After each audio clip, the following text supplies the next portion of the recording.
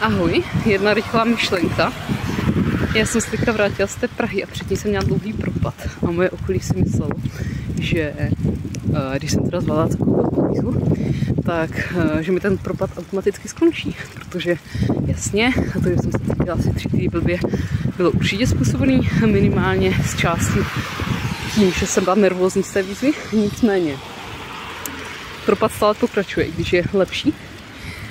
Mám víc dobrých chvil než předtím, ale strašně pozvolna to ustupuje. Co mi pomohlo?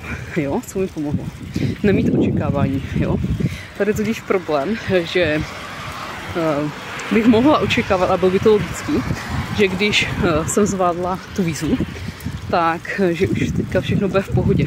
Když dělám stejné věci, které jsem dělala, chodím na stejné místa, jsem ve svém městě a tak dále, jsem ve své komfortní zóně. To je ale jako nesmysl, jo, protože ta panika bohužel tak nefunguje.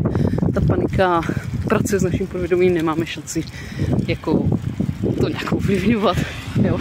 Jenom tím, že se toho prostě nemáme děsit a máme to nechat plynout. Jo. A to já se snažím a jde mi to.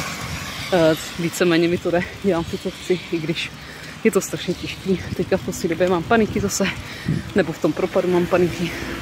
Ale velká změna je, že i když tu paniku mám, tak já jsem schopná pokračovat v tom svým denním programu, který jsem si naplánovala. Jo? Já jsem včera měla paniku na návštěvě, to jsem tak trochu očekávala, protože jsem tam dlouho nebyla.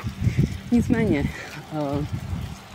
já jsem pak dojela domů, uklidila jsem se byt, sedla jsem do auta a vyrazila jsem do vesnice, kousek do Olomouce na ženský kruh cizí lidi. Řídila jsem ve tmě ještě, jo, jako v noci, já to nesnáším. A bylo mi tam příjemně, jo.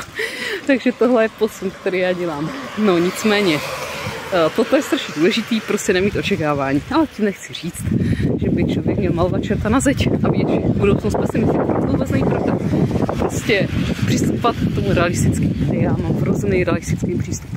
Strašně mi to pomáhá, že jsem takový racionalista. Jo. Realista a racionální člověk. Jo, možná mi to v něčem život komplikuje, ale myslím si, že to má víc benefitů. Takže já jsem se totiž vyhla zklamání, to je ono. Já jsem se vyhla zklamání, že prostě mi není dobře úplně. A i to je podle mě znak toho, že už jsem jako dál v tom svým zotavení. Tak a o zotavení zase příště.